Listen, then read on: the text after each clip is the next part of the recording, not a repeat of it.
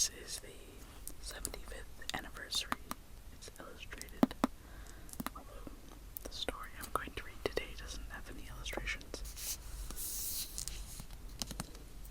which is probably for the best. A lot of Greek myths are kind of horrifying. Today's is about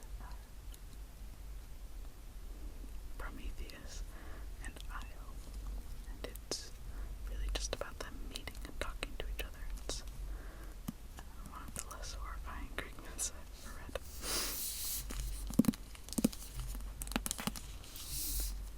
First, let's appreciate the book a little bit. It's so pretty.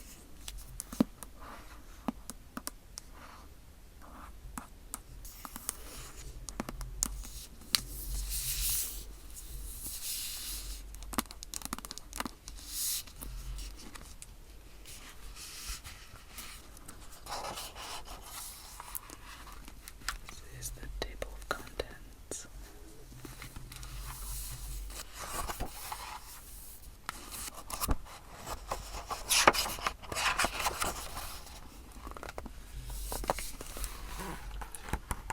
Mythology.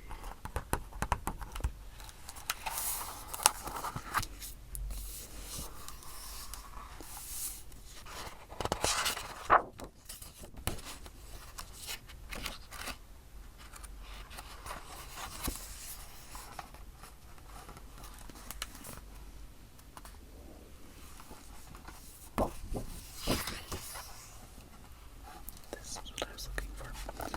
It has these family trees of the gods. This is where Prometheus is.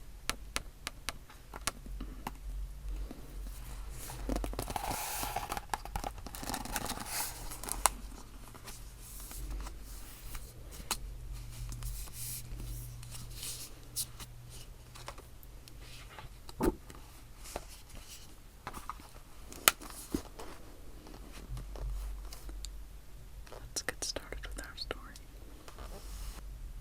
The materials for this story are taken from two poets, the Greek Aeschylus and the Roman Ovid, separated from each other by 450 years, and still more by their gifts and temperaments. They are the best source for the tale. It is easy to distinguish the parts told by each. Aeschylus, grave and direct; Ovid, light and amusing. The touch about the lover's lies is characteristic of Ovid, as also the little story about Syrinx. In those days, when Prometheus had just given fire to men, and when he was first bound to the rocky peak on Caucasus, he had a strange visitor. A distracted, fleeing creature came clambering awkwardly up over the cliffs and crags where he lay. It looked like a heifer, but talked like a girl, who seemed mad with misery. The sight of Prometheus stopped her short. She cried,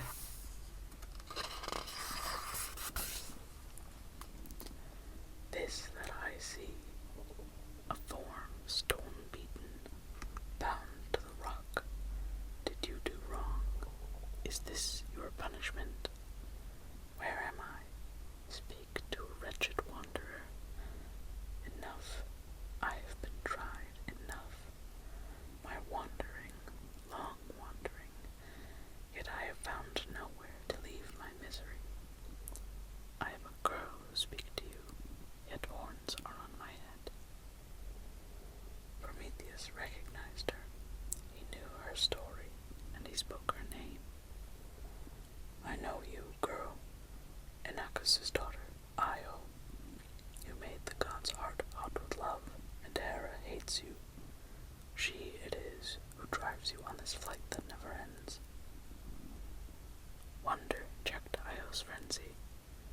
She stood still, all amazed. Her name, spoken by this strange being in this strange, lonely place. She begged, "Who are you, sufferer, that speaks?"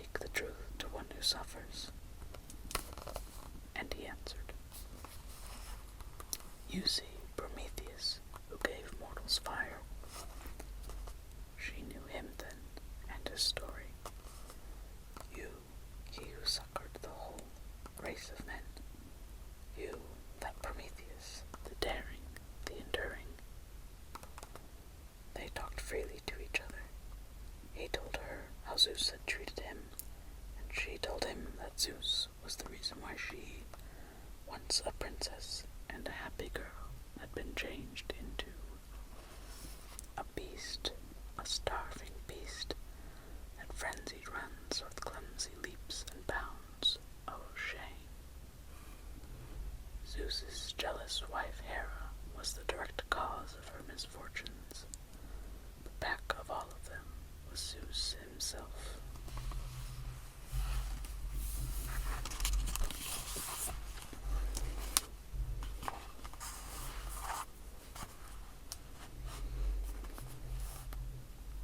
He fell in love with her and sent ever to my maiden chamber visions of the night, persuading me with gentle words.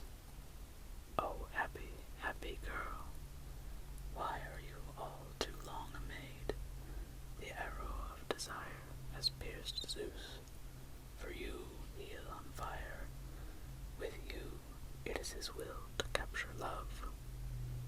Always, each night, such dreams possessed me.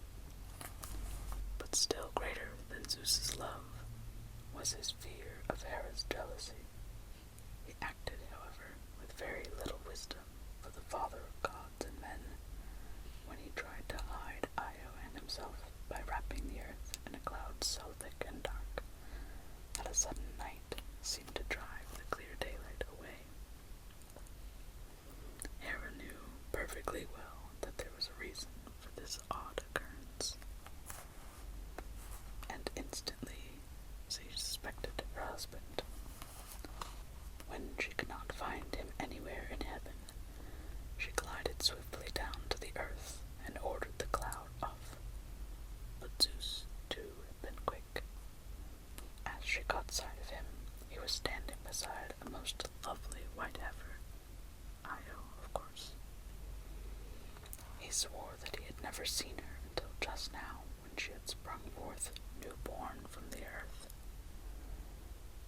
And this, Ovid says, shows that the lies that lovers tell do not anger the gods. However, it also shows that they are not very useful, for Hera did not believe a word of it. She said the heifer was very pretty, and would Zeus please make her a present of it.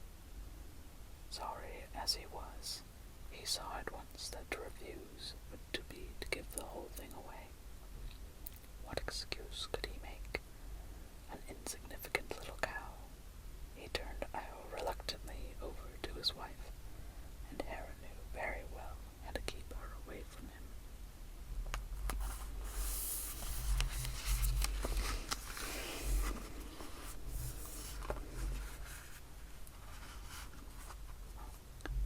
She gave her into the charge of Argus, an excellent arrangement for Hera's purpose, since Argus had 100 eyes.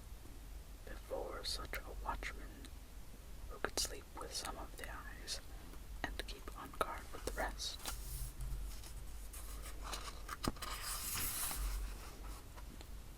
Zeus seemed helpless. He watched Io's misery turned into a beast, driven from her home. He dared not come to help her. At last, however, he went to his son Hermes, the messenger of the gods, and told him he must find a way to kill Argus.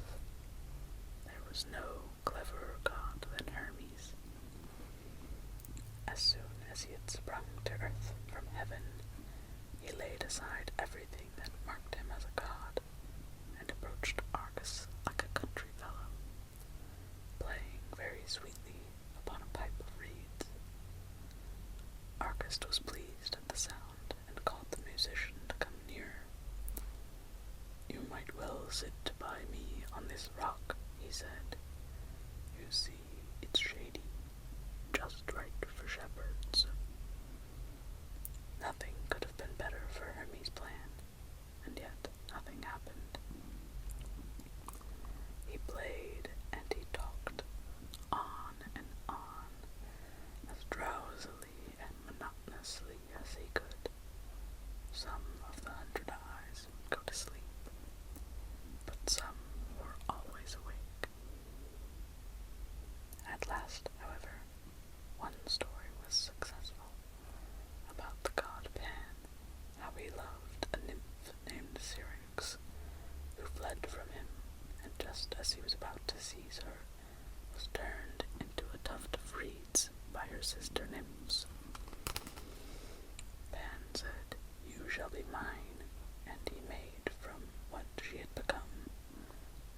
lute's pipe, of reeds and beeswax joined.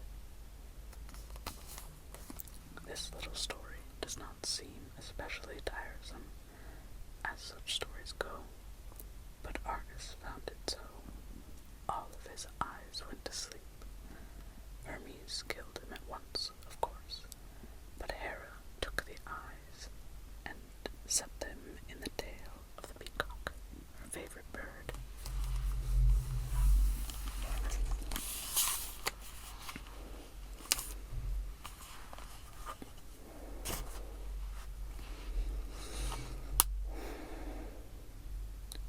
It seemed then that Io was free, but no. Hera at once turned on her again.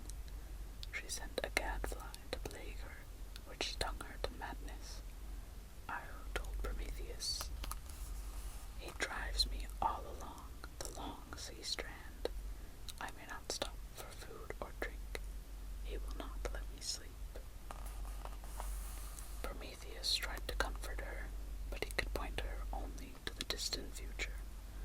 What lay immediately before her was still more wandering in fearsome lands. To be sure, the part of the sea she first ran along in her frenzy would be called Ionian after her, and the Bosphorus, which means ford of the cow, would preserve the memory of when she went through it. But her real consolation must be that at long last she would reach the Nile, where Zeus would restore her to human form. She would bear him a son named Epaphus, and live forever, happy and honored. Know this, that from your race will spring one glorious with the bow, bold-hearted, and he shall set me free. Io's descendant would be Hercules, greatest of heroes, than whom hardly the gods were greater, and to whom Prometheus would owe his freedom.